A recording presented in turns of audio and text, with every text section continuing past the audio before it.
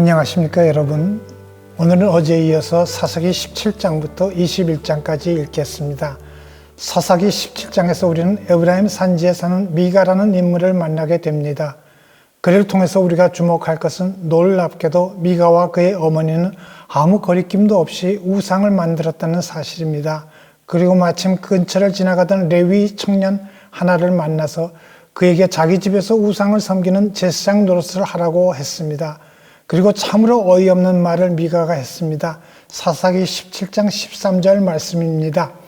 레위인이 내 제사장이 되었으니 이제 여호와께서 내게 복 주실 줄을 아노라. 이어서 사사기 18장에서 우리는 한 가정이 아니라 한 지파가 신앙적으로 타락하는 모습을 볼 수 있습니다. 그것은 바로 단 지파였는데 그들이 그때까지 기업을 분배받지 못하였기 때문에 거주할 땅을 구하고 있었습니다. 단 지파가 거주할 땅을 찾는 정탐꾼 5명을 보냈는데 그들이 바로 미가의 집에서 유숙하게 되었습니다. 그런데 그들이 미가의 집에서 레위 청년을 알아보고 그에게 그들이 가는 길이 형통할 것인지 물어보았습니다. 하여간 단 지파 정탐꾼들이 돌아가서 정예 병사 600명을 데리고 라이스 땅을 치기 위해서 가는 도중 에브라임 산지 미가의 집에 이르러 그 집에 에봇과 드라빔과 새긴 신상과 부어 만든 신상이 있다고 일행에게 말했습니다. 그리고 그들은 미가의 집에서 그 모든 것을 가지고 나왔을 뿐 아니라 그 제사장까지 자기들과 함께 가서 단 지파의 제사장 노릇을 하라고 했습니다. 이 모든 것을 보면 신실한 지도자가 없으면 백성들이 하나님을 떠나서 우상 숭배하는 것이 얼마나 쉬운지 모른다는 사실을 알 수 있습니다. 이어지는 사사기 19장에서 우리는 또 다른 추악한 사건을 만나게 됩니다. 에브라임 산지에 사는 레위인에게 첩이 하나 있었는데 그 첩이 행음하여 베들레헴 자기 고향으로 갔습니다.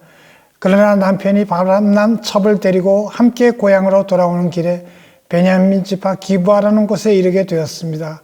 그리고 친절한 한 노인의 집에서 유숙하게 되었습니다.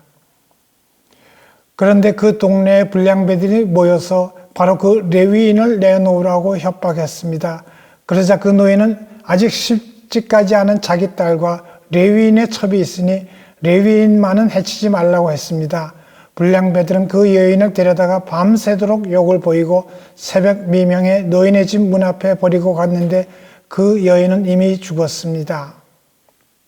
다음 날 아침 레위인은 그 여인의 시체를 나귀에 태우고 집으로 가서 시체를 12조각을 내어 12지파에 보내어 비참한 일이 있었음을 알렸습니다.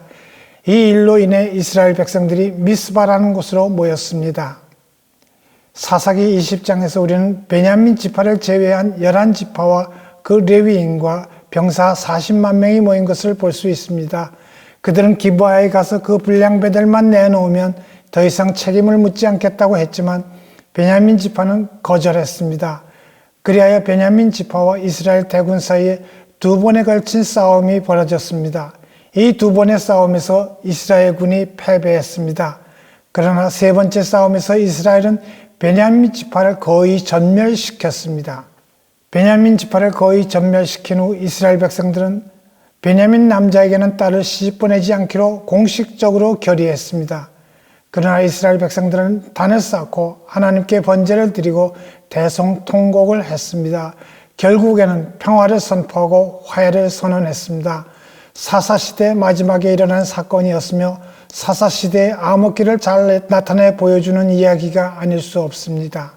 오늘도 성령의 인도하심을 따라 주님 말씀에 순종함으로 말미암아 승리하는 삶을 살아가는 참으로 복된 여러분 모두가 될 수 있기를 간절히 바랍니다.